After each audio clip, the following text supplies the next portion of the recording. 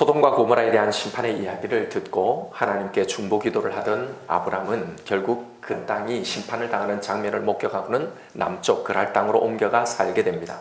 오늘 본문은 거기서 아브람이 그랄 왕 아비멜렉에게 자신의 아이를 누이라고 속이는 사건인데요. 그런데 이것은 우리가 앞에서 살펴본 12장에서 아브람이 애굽에 내려갔을 때에 바로에게 자신의 아내를 누이라고 속인 이 사건과 매우 유사합니다. 아니, 어떻게 똑같은 실수를 이렇게 반복할 수 있을까? 그리고 왜 성경은 이것을 2번이나 기록하고 있을까 하는 겁니다. 자, 그런데 여기서 우리가 한 가지 짚고 넘어가야 할 게 있는데요. 많은 사람들이 이 사건 자체에 대한 의구심을 가진다는 사실입니다. 왜냐하면 이때 사례의 나이가 89세거든요. 아니, 80대의 여인이 아무리 동안이라 해도 얼마든지 거기에 젊은 처녀들이 차고 넘쳤을 텐데 한나라의 왕인 아비멜렉이 과연 탐을 냈을 정도의 그런 매력이었을까 하는 거죠. 전에 애굽에서는 그래도 60대였으니 그래도 혹시 그럴 수 있었겠다라고 하는데 지금 80대인데요. 그래서 많은 사람들이 이 사건에 대해서 의구심을 가지죠. 그래서 학자들은 이것을 어떻게든지 설명해 보려고 합니다. 그러니 이것은 일반적인 결혼관계가 아니고 당시 거대한 규모를 거느린 아브람과 동맹을 맺기 위한 정략적인 결혼이라고 해석을 하기도 합니다. 실제로 21장에 가보면 나중에 아비멜렉이 아브람에게 찾아와서 우리를 해하지 말아달라고 동맹을 요청하거든요. 전에 14장의 세계대전의 이 이야기에서 아브람은 318명의 자신이 길리운 이 사병을 데리고 참전했다라고 나오잖아요. 그러니 당시 아브람이 거느리고 있던 사람들의 규모는요, 상당했을 거란 말이에요. 학자들은 대략 2000명 이상이나 되었을 거라고 추정합니다. 당시 이것보다 훨씬 더 적은 규모의 부족 국가들이 존재하고 있던 그 시대이니 이런 거대한 규모의 사람들이 자기 땅에 들어오니 위협을 느낀 아비멜렉이 아브람의 유일한 혈족인 동생 사라를 통해 동맹을 맺기를 원했을 거라는 겁니다. 충분히 개연성이 있는 추론이기는 합니다만, 그러나 여러분, 하나님의 일하심을 이렇게 우리가 이해하고 받아들일 수 있는 이 범위 안에서 한정짓지 말아야 한다는 거예요. 사라가 분명 상당한 매력을 가졌던 건 분명해 보입니다. 그랄에 내려가기 전에 먼저 이런 일이 일어날 거라는 예상을 하고 있던 것으로 보아서 아마 가는 곳마다 이런 일들이 일어났던 것 같습니다. 에이, 아무리 그래도 80대 할머니를 어떻게 라고 하신다면요. 그러면 여러분, 89세 생리가 이미 다 끝난 사라가 90세 아들을 낳은 건 어떻게 가능한 일인가요? 아무리 사실 여러분, 이것도 사실 그런 관점에서 생각해 보면 말도 안 되는 이야기잖아요. 그렇다면 성경에 하나님이 행하신 모든 놀라운 일들은 여러분 어떻게 우리가 믿을 수 있느냐 말입니다. 전에 12장에서도 설명했다시피 사람의 매력은 항상 젊음과 비례하는 것이 아닙니다.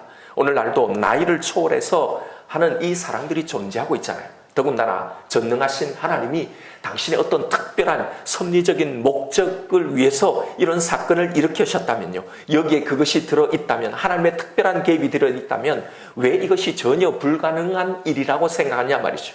아비멜렉에게, 외국인이나 타 민족에게 느끼는 자신과 다른 이국적인 매력을 이 사람에게 얼마든지 느끼게 하실 수도 있단 말이죠.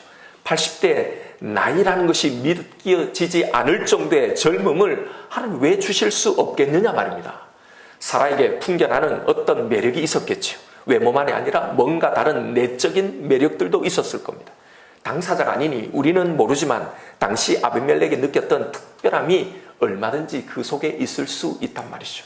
하나님이 이런 모든 것들을 통해 이 사건을 당신의 계획 안에 사용하시려 했다면, 여러분, 90세 아이를 낳게 하신 이 하나님이, 말씀 하나로 천지 만물을 창조하신 그 하나님이, 죽은 자를 살려내시는 그 하나님이, 홍해를 가르시고 또 동정녀에게 아기를 주신 그 하나님이, 성경에 약속하신 이 모든 것을 이루실 하나님이 못하실 일이 무엇이냐 말입니다.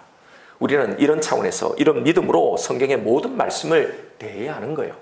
만약 이렇게 우리의 이성적인 판단으로 이건 가능하고 이건 불가능하고, 그래서 우리가 불가능하다고 생각하는 이야기를 성경에서 다 드러낸다면요, 결국 이 성경책은 하나님의 책이 아닌 인간의 책이 되어버리고 말 겁니다. 우리 생각에 불가능을 넘어서 모든 것을 가능케 하시기에 이 하나님은 우리를 능히 구원해 내실 수가 있는 겁니다. 바로 이 전지전능의 하나님이 우리가 믿는 하나님인 거예요. 그러니 여러분, 이 말씀 그대로 의심치 말고 믿어야 하는 거예요. 아니, 믿을 수 있는 겁니다. 자, 그러면 다시 본론으로 돌아와서 왜 성경은 12장에 이어서 여기 또 동일한 이 사건을 또 기록하고 있을까요? 사실 두 사건은 똑같은 반복처럼 보이지만요, 신학적 강조점이 다릅니다. 12장은 이 과정을 통해서 자신을 부르신 이 하나님이 어떤 분인지를 아브라함은 분명히 알아갔던 겁니다. 이 사건으로 당시 세계 제국의 왕이었던 바로를 심판하시는 그 하나님을 아브라함은 똑똑히 보았던 거지. 그리고 나중에 하나님이 자신에게 약속하셨던 이 땅에 대한 약속이 어떻게 성취될 것인지를 바로 이 사건을 통해 믿게 하신 사건입니다. 여기서 자신과 바로 사이에 있었던 이 상황처럼 400년 후에 자신의 후손이 애굽에서 노예로 살다가 자신처럼 많은 재물을 가지고 애굽에서 나와서 결국은 가나안 땅을 차지하게 된다는 것, 이것 말이죠. 이렇게 12장의 사건은 하나님이 어떤 분인지에 대해서, 그리고 그 하나님의 이 구원 계획을 알려주는 사건이었던 거예요. 그리고 여기 20장, 동일한 사건처럼 보이지만 그러나 여기서의 강조점은 이와는 좀 다릅니다. 20장은 12장에서 이런 일을 경험하고도 동일한 실수를 범하고 있는 아브라함의 그 신앙의 현주소를 적나라하게 보여주면서 그런 아브라함과 우리가 하나님께 부여받은 그 사명이 무엇인지를 보여주는 사건입니다. 왜 하나님이 아브라함을, 우리를 부르셨는지, 우리가 이 땅에서 어떤 신분, 어떤 존재로 살아야 하는가에 대한 이야기입니다. 그러면 아브라함의 신앙의 현주소, 그 신앙의 실체는 어땠다는 겁니까?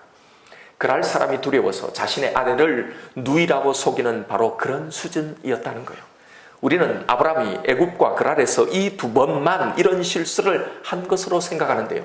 그러나 여러분, 오늘 본문 13절을 보십시오. 하나님이 나를 내 아버지의 집을 떠나 두루 다니게 하실 때에 내가 아내에게 말하기를 이후로 우리가 가는 곳마다 그대는 나를 그대의 오라비라 하라. 이것이 그대가 내게 베풀 은혜라 하였노라. 가는 곳마다, 이 직역하면 가는 곳 모두에서입니다. 언제부터요? 하나님이 나를 내 아버지의 집을 떠나 두루 다니게 하실 때, 그러니 아마 하란에서부터 가는 곳마다 아내를 누이라고 말하고 다녔음을 알 수 있는 겁니다. 심지어는 자신의 아내에게 이것을 요구하고 있는 거예요. 여러분, 이것이 우리가 믿음의 조상이라고 여기는 아브라함의 신앙의 실체라는 거예요. 하나님의 부름을 받아 본토 친척 아비 집을 떠났으면서도 애굽에서 이와 똑같은 일을 경험하면서 하나님이 어떤 분인지를 보았으면서도 하나님이 이끄시는 이 여정 속에서 그렇게 하나님의 하나님 되심을 계속 경험해 오면서도 말입니다. 오늘 이 사건에는 이 아브라함의 신앙의 실체가 고스란히 드러나 담겨 있습니다. 하나님을 믿으면서도 이렇게 살아왔다는 겁니다. 하나님을 믿어도 이 일은 어쩔 수 없는 일이다. 세상이 다 그런데 세상에서 내가 뭐라고 어쩔 수 없는 거다라는 거예요. 이것이 아브라함을 통해서 보여주시는 바로 우리의 모습입니다. 신앙의 이원론으로 살아가는 거죠. 신앙생활 따로, 세상살이 따로, 교회생활 따로, 일주일의 생활 따로요. 하나님을 통해 구원을 받았지만 세상을 살아가는 건 어쩔 수 없다는 거죠. 11절에 아브라함이 왜 그렇게 했는지를 설명합니다. 아브라함이 이르되 이곳에서는 하나님을 두려워함이 없으니 내 아내로 말미암아 사람들이 나를 죽일까 생각하였으며. 여러분, 이 말을 잘 보십시오. 이곳에는 하나님을 두려워함이 없으니 그래서 이럴 수밖에 없었다는 거예요. 그런데 여러분, 가만히 보면 이것은 참으로 이상한 말입니다. 아브라함의 논지는 이곳 사람들은 하나님을 두려워하지 않으니 내가 이런 방식을 통해서라도 나 스스로를 나를 지킬 수밖에 없었다는 건데요. 아니, 그럼 하나님을 두려워하지 않으면 그들에게 하나님은 아무런 영향력을 미치지 못한다는 거예요. 거기에서 하나님의 보호하심은 무용지물이라는 말입니까? 나를 지켜내실 수 없다는 건가요? 그런데 여러분, 우리의 모습도 마찬가지라는 거예요. 우리의 생각도 마찬가지라는 거예요. 아, 나는 믿지, 하나님을 믿지. 그런데 이 세상 사람들은, 이 세상은 믿는 사람들이 아니잖아. 그러면서 합리화하면서 세상의 방식을 따라가는 겁니다. 그래서 우리도 하나님을 두려움이 없는 그 세상의 방법 그대로 똑같이 살아가는 거예요. 여러분, 바로 이것이 아브라함을 통해서 우리의 모습을 보여주는 겁니다. 신앙생활은 신앙생활이고 세상의 삶은 세상의 방식대로 이 원론적으로 살아갑니다. 그것이 어쩔 수 없다고 자위하면서 말입니다. 똑같이 부정직하고 다 그렇게 하는데 나만 안 하면 손해라는 생각으로 살아가는 거예요. 여러분, 여기에 하나님이 있습니까? 여기에 하나님이 없는 거예요. 그 세상뿐만 아니라 그 세상 속에 살아가는 내 자신의 안에, 내 신앙 안에 하나님이 없는 겁니다. 적당한 커미션을 받고 뇌물을 줘야 하고 접대해야 하고 로비해야 적당히 세상 문화에 어울릴 줄 알아야, 그래야 승진도 하고 계약도 따내고, 승진하려면, 계약을 연장하려면, 취직하려면 그래야 한다고 생각하는 거예요. 세상에서 살려면 세상의 문화에 들어가야 한다고 생각하는 거예요. 목사님은 세상 물정을 모르고 사회생활 안 하니까 그 고충을 모르지 않느냐 하실지 모르겠습니다. 예, 다 모르죠. 그러나 여러분, 세상의 요구와 하나님의 말씀이 충돌하는 이 원리와 이 양상은요, 어디에서든지 다 동일합니다. 목사도 마찬가지예요. 목사들의 세계에서도 세상적인 방법들, 인간적인 생각과 욕심과 그 야망들이 다 있어요. 그런데 왜 이렇게 할까요? 하나님을 믿는다고 하지만 사실 세상에서의 모든 결정은 세상의 힘에 의해서 결정된다고 믿기 때문입니다. 세상의 방식, 힘의 논리에 의해 내 인생이, 내 취업이, 내 결혼이, 내 승진이, 내 사업이요, 다 그렇게 결정된다고 믿기 때문이에요. 힘 있는 사람에 의해서, 사장에 의해서, 어떤 결정권자에 의해서 내 운명과 이 문제가 결정된다고 생각하기 때문입니다. 지금의 이 시험이, 이 일의 결과가, 내가 선택하는 이 결정이 앞으로의 내 인생을 결정짓는다고 생각하기 때문입니다. 여러분, 여기에 하나님이 있습니까? 여기에 하나님의 전능은 없는 거죠. 교회 안에, 내 마음 안에만 갇혀 있는 겁니다. 하나님의 공의, 하나님의 선하시고 신실하신 그 지혜는 거기에 없는 겁니다. 거기서 하나님의 방법, 성경의 말씀, 우리의 믿음은 안 통한다고 생각해 버리는 겁니다. 이런 하나님을 끝까지 신뢰하고 이 하나님 앞에 살아간 그 인생에 대해서 반드시 선하게 갚아주실 이 하나님에 대한 믿음이 거기에는 없는 겁니다. 그런 우리를 향해 오늘 본문은요, 하나님이 아브라함을, 그리고 우리를 왜 부르셨는지, 이 세상에서 우리는 어떤 존재여야 하는지, 어떻게 살아야 하는지 그 부르심의 목적을 말해주고 있는 이야기입니다. 7절을 보십시오. 이제 그 사람의 아내를 돌려보내라. 그 다음에요, 그는 선지자라. 그가 너를 위하여 기도하리니 내가 살려니와 네가 돌려보내지 아니하면 너와 내게 속한 자가 다 반드시 죽을 줄 알지니라. 하나님이 아브라함을 어떤 존재로 부르셨는지를 주목해 보십시오. 그는 선지자라. 아브라함을 선지자라고 합니다. 여러분, 이건 우리도 마찬가지라는 걸, 우리도 이렇게 부르셨다는 걸 알아야 합니다. 이건 아브라함만이 아닙니다. 여러분, 아브라함의 일생이 우리가 걸어가는 이 신앙의 여정을 그대로 보여주는 이야기라고 했잖아요. 그래서 그가 우리의 믿음의 조상이라고 했잖아요. 아브라함이 구원 얻은 방식으로, 아브라함을 자라게 한 그 방식으로 우리도 자라나게 되고 결국 구원을 얻게 된다는 그 이야기였잖아요. 그러니 여러분, 이건 아브라함만이 아닙니다. 하나님은 아브라함만이 아니라 우리도 선지자로 부르셨다는 이 사실을 알아야 합니다. 선지자가 무엇을 하는 사람인가요? 하나님이 어떤 분인지를 그걸 아직 모르는 사람들에게 바로 우리의 삶으로 보여줘야 하는 사람이 선지자다. 하나님을 믿고 사는 삶이 무엇인지를 보여줘야 하는 사람이 바로 선지자입니다. 목사만 그런 게 아니고요, 여러분 모두 다, 우리 모두 다가 바로 선지자로 부르셨다는 사실입니다. 여러분, 이건 너무나 중요한 대목입니다. 이것은 아브라함 이야기의 목적이 단순히 약속한 그 아들 이삭 하나를 주는 것으로 끝나지 않는다는 사실입니다. 아브라함의 신앙의 목표, 그 이야기의 끝은 이삭을 주고 끝나지 않습니다. 그것이 목적이라면 그가 이 세상에서 어떻게 살든 100세까지 기다렸다가 이삭을 낳으면 그만입니다. 아니, 진작에 주고는 끝냈어야 하는 거예요. 그러나 그것이 목적이 아니기에 오늘 본문의 이 사건을 하나님이 일으키신 겁니다. 여러분, 아들을 곧 줄 거예요. 아니, 이 사건이 일어나고 있는 이때에 이미 사라가 임신하고 있는 상황이었습니다. 아들을 주겠다는 이 약속은 성취되었습니다. 그러면 끝나는 것 아닙니까? 굳이 이런 사건을 통해 아브라함의 이 신앙의 현주소가 무엇인지 그 실체를 다시 보여줄 필요가 없습니다. 그런데 하나님은 약속이 이루어지는 이 마지막 순간에도 아브라함이 가지고 있는 그 신앙의 수준, 그 실체가 무엇인지를 드러내시면서요, 내가 왜 이 아브라함을 갈대아 우르에서 불러냈는지, 무엇으로 만들기 위해서 부르셨는지를 말씀해 주고 계신 겁니다. 바로 선지자라는 겁니다. 그를 선지자로 살게 하기 위해서 부르셨다는 겁니다. 이것은 우리에게 중요한 사실을 밝혀주고 있는 대목입니다. 우리의 구원은 예수를 믿고 이 땅에서 한 100년 기다리며 살다가 죽어서 천국 가는 것, 여러분, 그것이 목적이 아니란 말입니다. 예수를 믿는 것이 끝이 아니란 말입니다. 그것은 이제 하나님의 사람으로 삶을 살아가는 우리의 신앙의 출발점입니다. 바로 선지자로서의 삶이 시작되는 그 지점입니다. 선지자가 뭐라고 했습니까? 하나님이 어떤 분이신지, 그런 하나님을 믿고 사는 삶, 그 인생이 어떤 것인지를, 그걸 아직 알지 못하는 사람들에게 이 세상에 내 삶을 통해서 보여주는 사람이라고 했습니다. 그런데 여러분, 정작 세상에서의 우리의 모습이 어떻다는 겁니까? 아브라함을 통해 이야기를 하는 거예요. 선지자가 아니라 오히려 세상의 멸시를 받는다는 겁니다. 지금 이 세상에 존재하고 있는 여러분 한국교회 기독교인들을 한번 보십시오. 바로 이게 우리의 모습입니다. 아브라함의 이야기는 바로 이걸 보여주는 거예요. 4절부터 보십시오. 세상을 대표하는 아비멜렉이 말하는 겁니다. 아비멜렉이 그 여인을 가까이 하지 아니하였으므로 그가 대답하되, 주여, 주께서 의로운 백성도 멸하시나이까? 그가 나에게 이는 내 누이라고 하지 아니하였나이까? 그 여인도 그는 내 오라비라 하였사오니 나는 온전한 마음과 깨끗한 손으로 이렇게 하였나이다.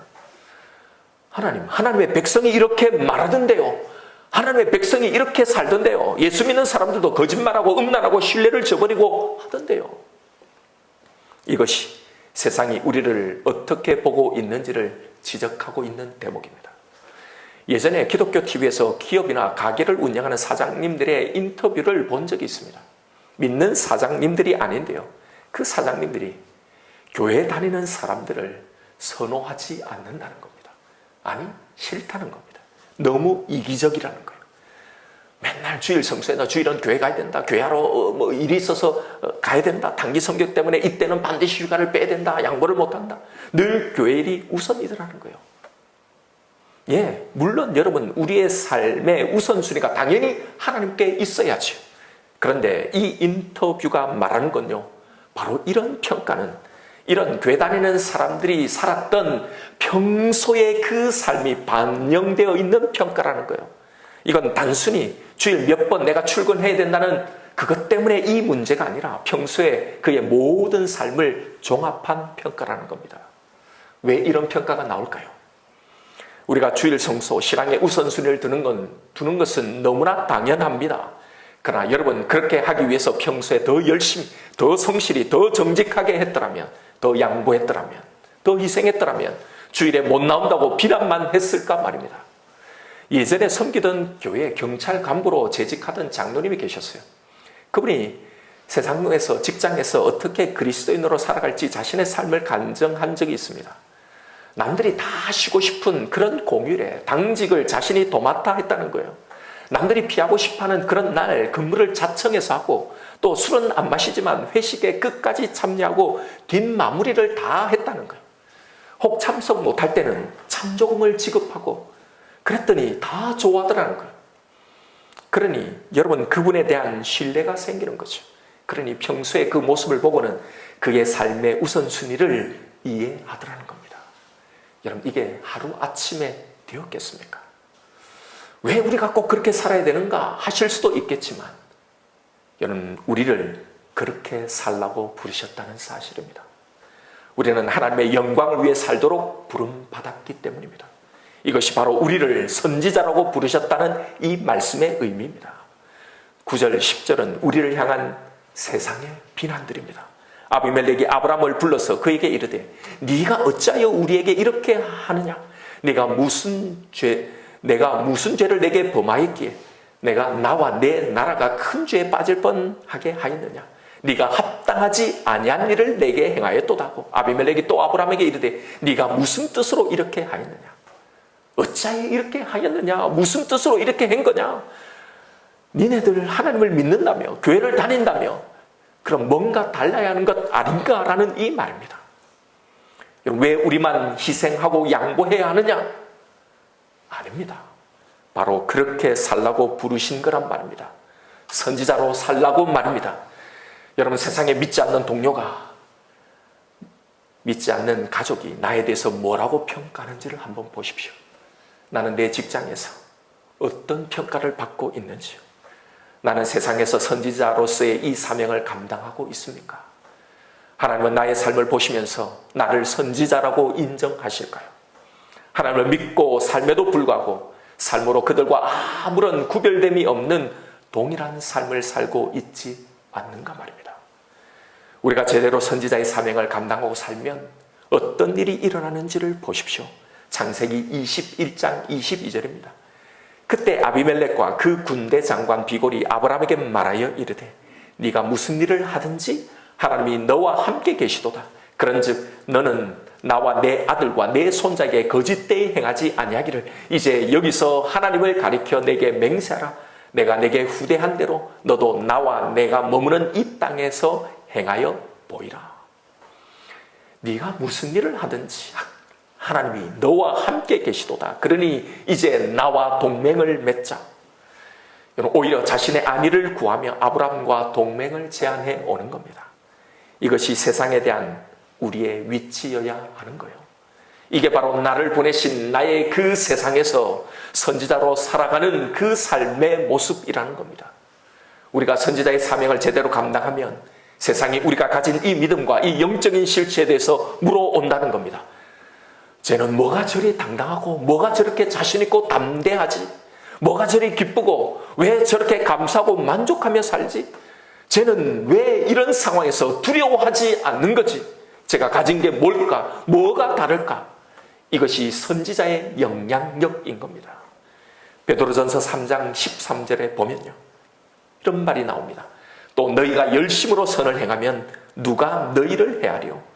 여러분, 사실 우리가 비난받는 것은요, 내 믿음 때문이 아니라 내 연약함, 내 이기심 때문에 희생하지 아니려는 바로 그것 때문에 어려움을 당하고 있지 않는지를 점검해 보라는 겁니다.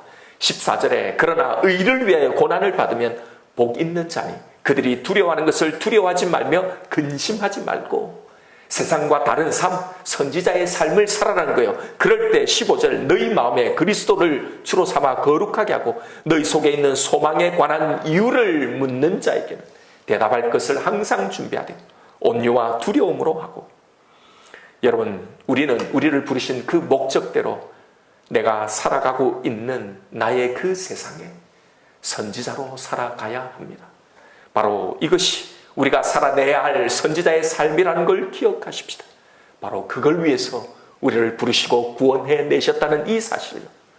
자, 그리고 또 하나의 선지자의 모습이 등장하고 있습니다. 오늘 본문 7절입니다.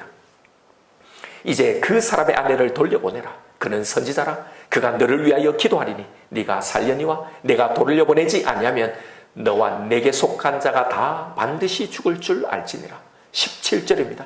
아브라함이 하나님께 기도하며 하나님이 아비멜렉과 그의 아내와 여종을 치료하사 출산하게 하셨으니. 여러분, 아브라함이 기도하자 아비멜렉의 모든 사람들의 닫혔던 태문이 열리게 되더라는 거예요. 그런데 여기가 선지자로서의 삶의 아이러니와 동시에 우리가 빠지기 쉬운 매우 교묘한 함정이 숨어있는 지점입니다. 우리는 세상에 영향력을 미치려면, 선지자로 당당히 살아가려면 우리에게 세상보다 더 우월한 힘과 능력이 있어야 된다고 생각합니다.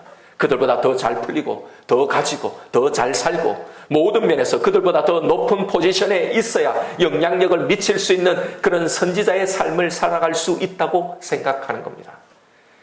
그러면 선지자 노릇은 훨씬 쉽게 할 수 있다고 생각하죠.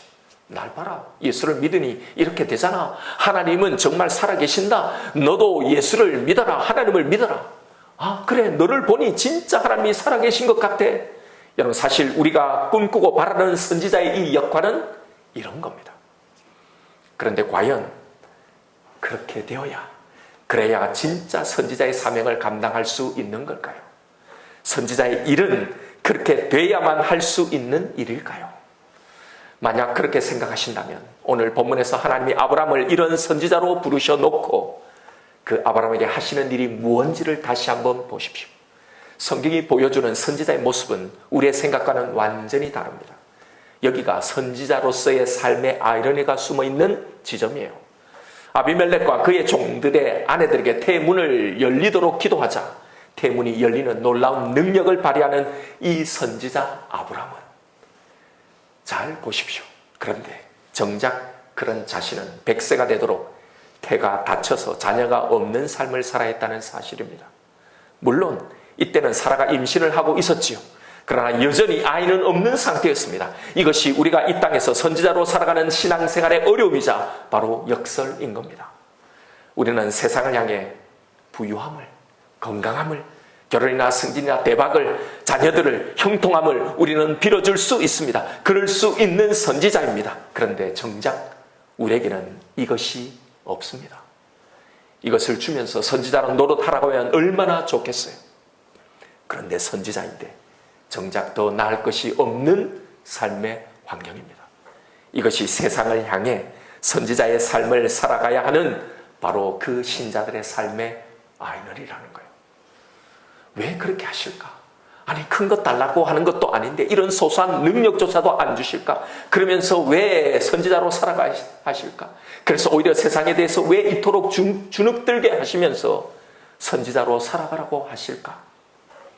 사실 우리는 이에 대한 성경의 대답을 이미 알고 있습니다. 그런데 문제는 그 대답을 마음 깊이 받아들이지 못하고 있다는 거죠. 그 대답이 내 삶의 문제의 진정한 그리고 완벽하고 완전한 대답인 것을 인정하지 못하는 겁니다. 그래서 하나님이 바로 이 사건을 통해 그 대답을 다시 들려주고자 하는 거예요. 왜냐하면 바로 그것만이 완전한 완벽한 답변이기 때문입니다.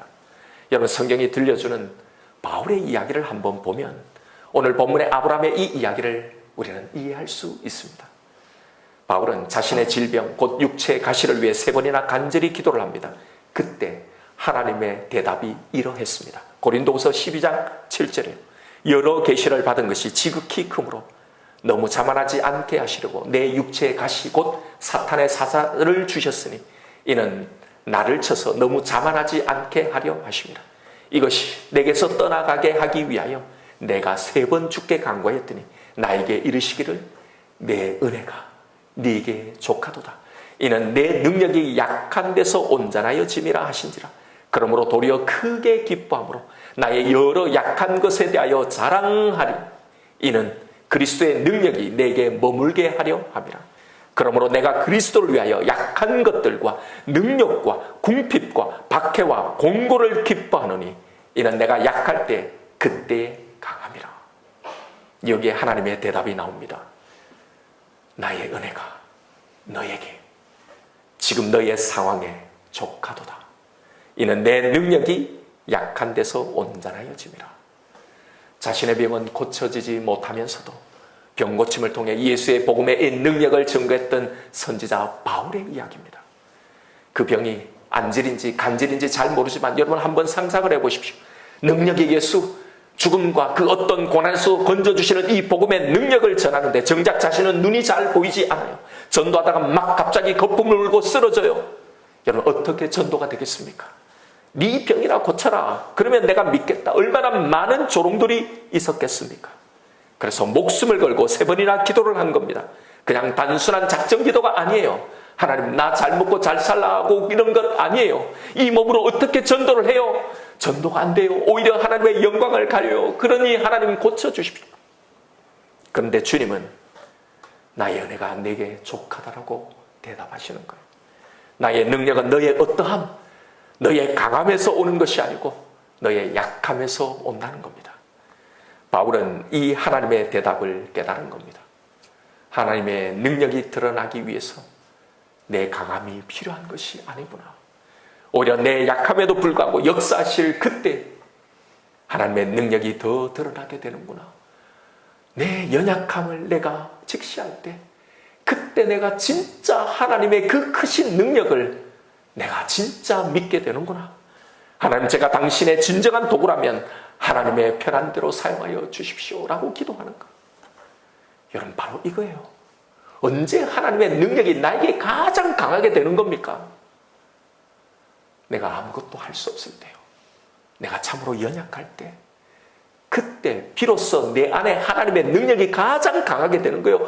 바로 이게 내가 이 세상에서 하나님의 그 선지자로 가장 분명하게, 가장 강력하게 서 있는 바로 그때라는 거예요. 하나님은 그런 나를 통해, 나는 생각하지 못한 그걸 통해 하나님은 일하신다는 거예요. 내가 약할 때 오히려 하나님의 강함이 드러나고 역사한다는 걸 깨달은 겁니다. 진정한 선지자의 삶은요, 내가 가진 어떤 능력이 아니라 내가 온전히 하나님을 의지하게 될 때, 이렇게 내 가능성, 내 능력이 완전히 약해져 있을 때, 그래서 온전히 하나님만을 의지하고 바라볼 때, 그런 내 상황, 내 모습 속에서, 내 삶 속에서 하나님의 그 강함이 드러나게 된다는 걸, 무엇이 진짜 선지자의 삶인지를 그는 자신의 이 약함 속에서 알게 된 겁니다. 그래서 그는 오히려 자신의 연약함을 자랑했던 거예요. 그래서 바울은 자신의 이런 약함을 통해 선지자로서 충성되이 살아갔던 거예요. 여러분, 우리가 착각하는 것이 있습니다.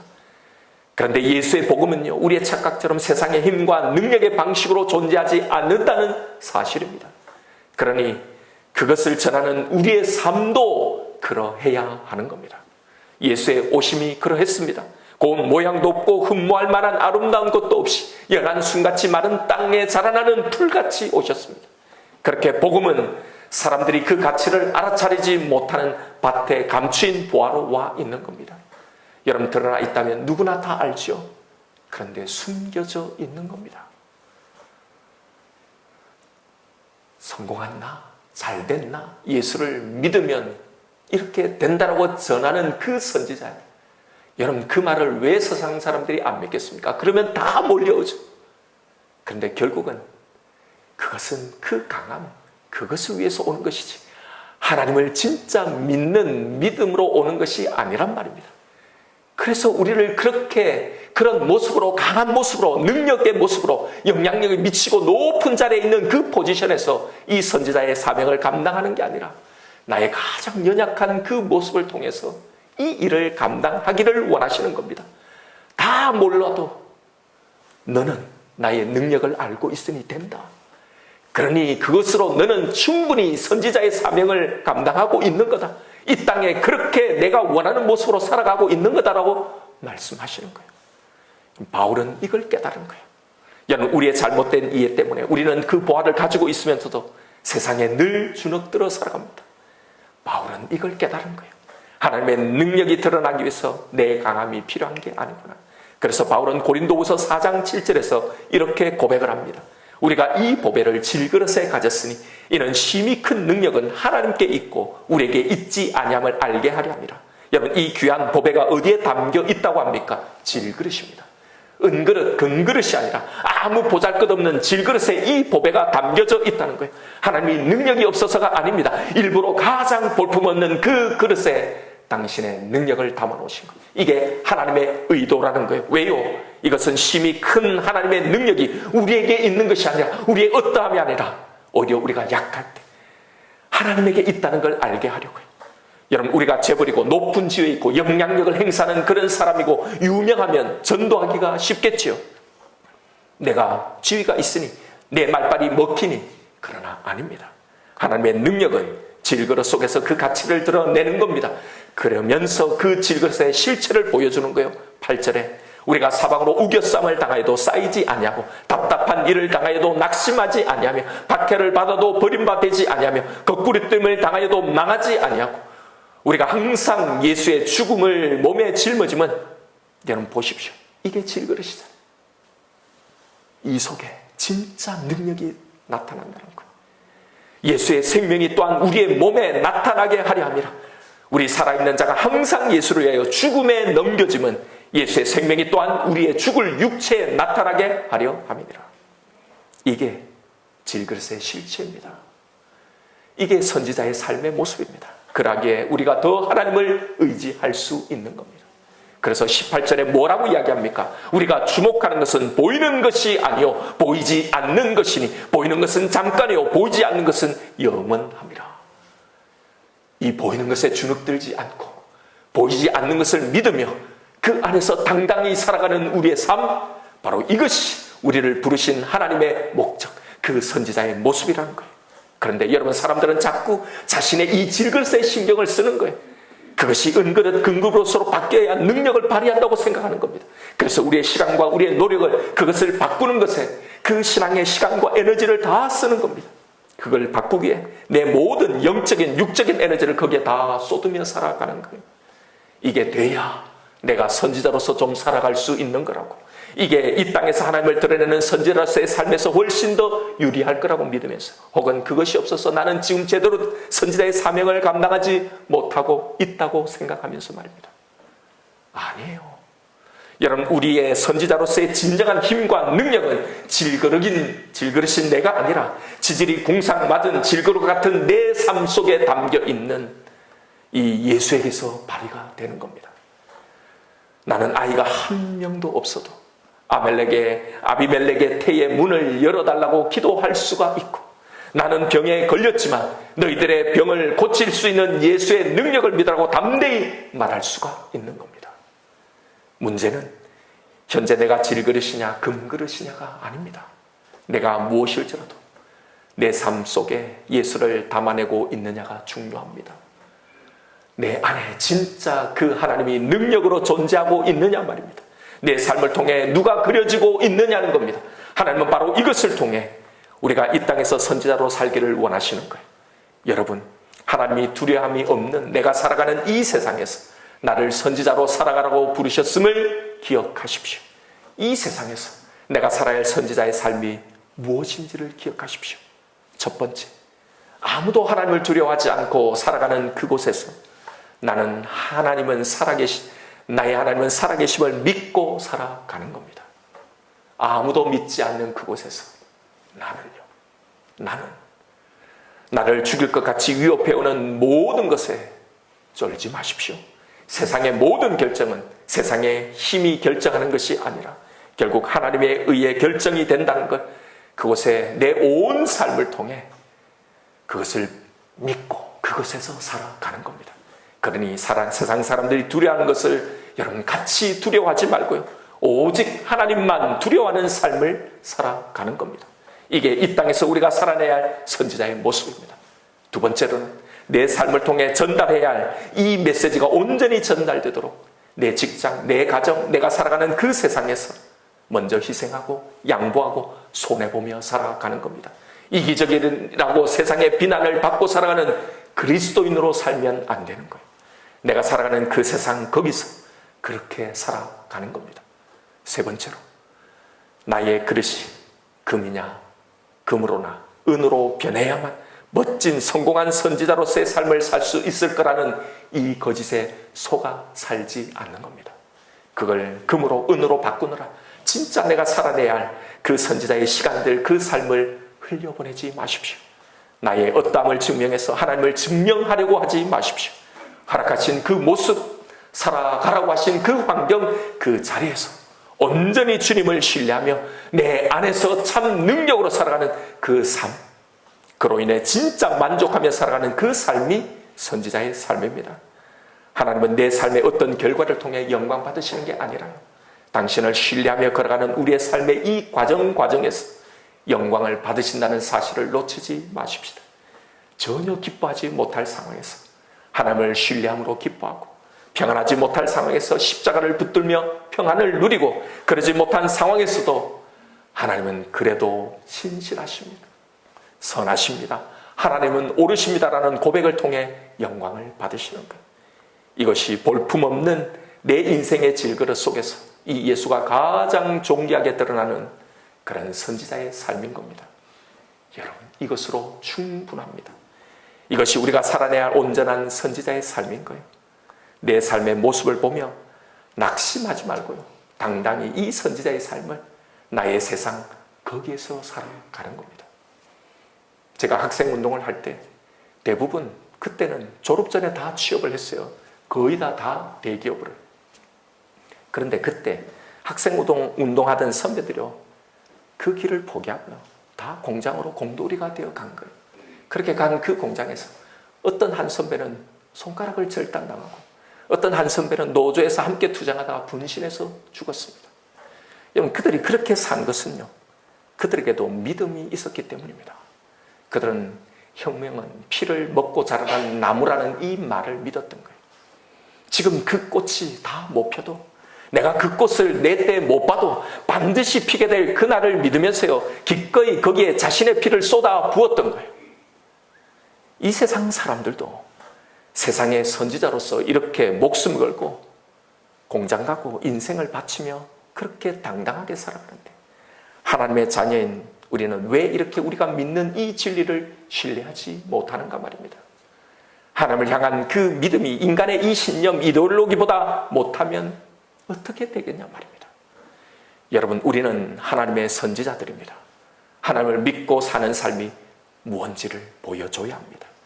내가 내 삶으로 전하는 이 진리, 내가 그렇게 믿고 살아가는 그 말씀 그대로 반드시 될 거잖아요.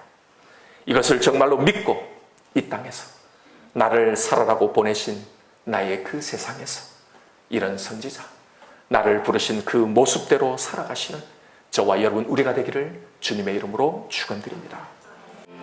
이 시간에 오늘 주신 말씀 붙들고 우리 기도하십시다. 여러분, 내가 사는 그 세상을 한번 바라보십시오. 하나님이 나를 살아라고 보내신 그 세상에 나는 과연 어떤 모습으로 서 있는지를 보십시오. 우리는 하나님의 선지자인데, 우리는 내가 살고 있는 나의 그 세상에서 여러분, 세상 사람들과 아무런 구별됨 없이 살아가기에 오히려 세상의 비난을 받고 이 진리를 가리며 살아가고 있는 그런 삶을 살고 있지는 않습니까? 여러분, 왜 나를 그 세상에 부르셨는지, 거기서 나는 무엇을 하며 살아야 하는지 다시 하나님의 음성을 들으십시다. 여러분, 당당하게, 그러면서도 겸손하게 희생하고 양보하며 선지자의 사명을 감당하십시다.